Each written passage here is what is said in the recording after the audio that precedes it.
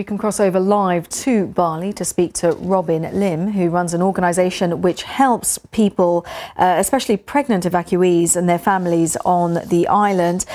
Robin, of course, people are getting frustrated because there's just so much uncertainty about when this volcano will erupt. How are people coping? How are you helping them? Good morning. Well, there's so much that needs to be done.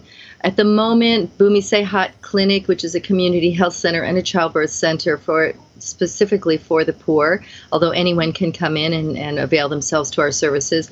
We've got 111 as of last night. There may be more this morning, actual evacuees living on site. These are families with women who are in advanced pregnancy. We didn't want the women to be separated from their families. Some of them have already, in the previous weeks, because we had an earlier evacuation, in the previous weeks they came to us and they had their babies.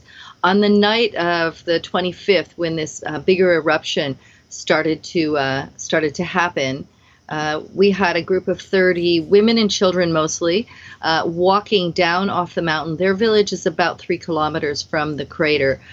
They came actually by foot, partially down. They walked a very great distance in the rain with their newborn babies and their children in tow, and then our drivers picked them up. So we're doing all we can by providing medical relief. We work with a consortium of NGOs and concerned citizens that meet almost daily to find out what camps have water filters, what camps need water filters, what of the evacuee camps have, for example, toilet facilities. We work with hygiene and trying to mitigate the suffering as much as possible. What camps have food supply and which ones do not? Those are of great concern to everyone. Are you getting a lot of government support and also international support? Our organization is very grassroots, and we do have a lot of international support. A lot of local businesses and concerned citizens here in Indonesia help to support us. The government has a huge job on its hands, and they're doing the best they can. Actually, from my perspective as someone who's worked in many disaster zones, what I saw happening at the camps was an incredible effort with the local people and the heads of villages and the heads of the Women's Association and then the government authorities. Hi, Bumi. So I have here someone like you to meet so you can really...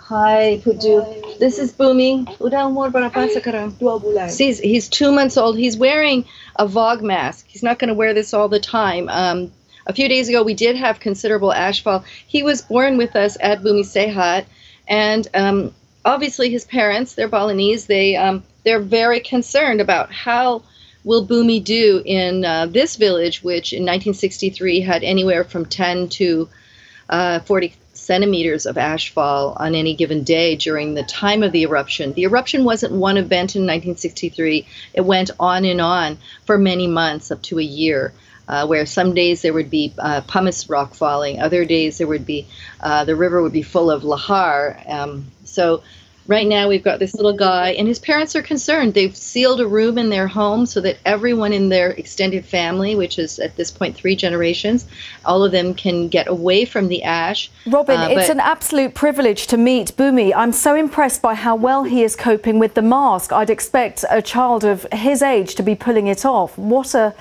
wonderful character. You know, he is beautiful. He's a beautiful child, very calm, breastfed, of course. That's one of the things we want to make sure that in this time of disaster that people don't come in, for example, and try to get the breastfeeding mothers to give infant formula, because let's face it, we're going to be in a situation where we may not have water pumps to keep our running water going. We may not have electricity.